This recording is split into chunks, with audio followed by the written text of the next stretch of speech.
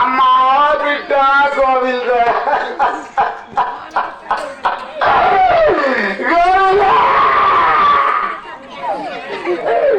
గోవిందగిరి జరిగే బయట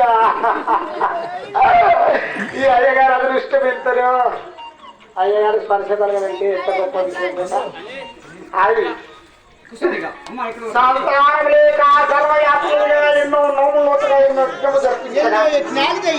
రాయికి రాముడిని మొక్కగా లేక లేక మా దృశ్య భవిష్యత్తు ఒక బిడ్డ పుట్టా ఈ ఎండలో ఉంటే ఆలిపోతున్నది జాబులు సగల చాప్టర్లు నేర్పించాడు బిడ్డ నిన్న నాటి నుంచి ఎక్కడ పోయేదాలో కాదు ఈనాడు నిమ్మగొడతావే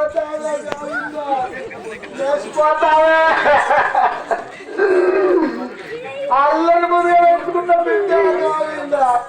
ఒక్క బిడ్డ మా అత్తనేమో బక్కడేమో చేశారు అత్తమ్మని బ్రహ్మం గారికి కారు కొట్టిస్తూ లేదు నాకు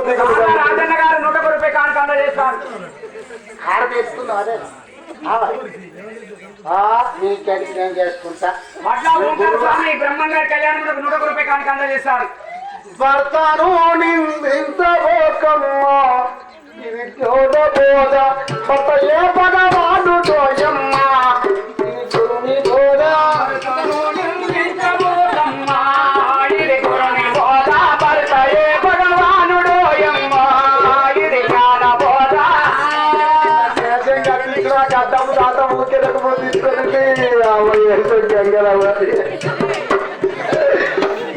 మా అన్న అప్పుడు బ్రహ్మం గారు వేసంగా వాళ్ళు